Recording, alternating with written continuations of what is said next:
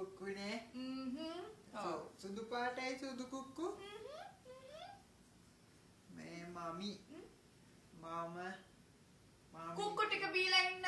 කුක්කු පස්සේ බොන්න. මමි මට ගෑනුලා මේ ගර්ල්ෆ්‍රෙන්ඩ් කෙනෙක් මමි කිව්වේ. හම්බුණා? හම්බුණා. යා මට කැමති නෑනේ.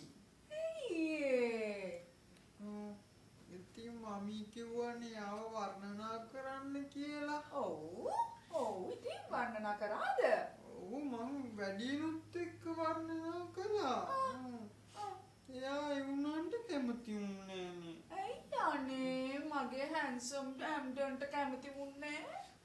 මම හැන්සම්ද කියලා මන් දන්නේ නෑ. පාරේ යනකොට එක්කෙනෙක් කිව්වා මම නිකන් අයිට සැම්සන් වගේ කියලා. ඒක හරි නරකයි. ඔයා ඉතින් කිව්වේ නැද්ද වගේ අර ඒ ගර්ල්ෆ්‍රෙන්ඩ් අර කේජු කෑල්ල නරියා වර්ණනා කරේ නැද්ද? මමි කියලා දුන්නේ. ගරා කරා. ඊට පස්සේ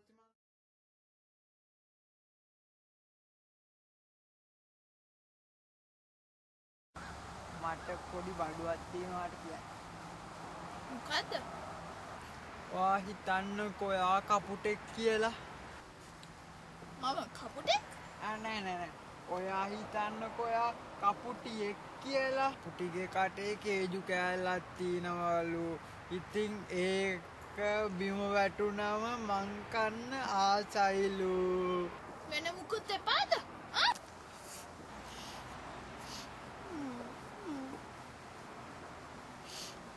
ලේඩීස්ලා හරියට ට්‍රේන් එකක් වගේ. ට්‍රේන් එකක්?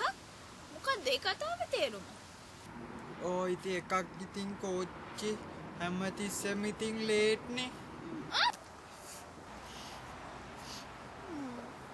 අනිත් එක ඉතින් හැමතිස්සෙම ඉතින් කච්චේ කුචු ගගා ඉන්නේ ඉතින්. අනිත් එක ඉතින් ඒවා ඉතින් හරි එක්ස්පෙන්සිව් නේ මේන්ටේන් කරන්න එහෙම ගියාම.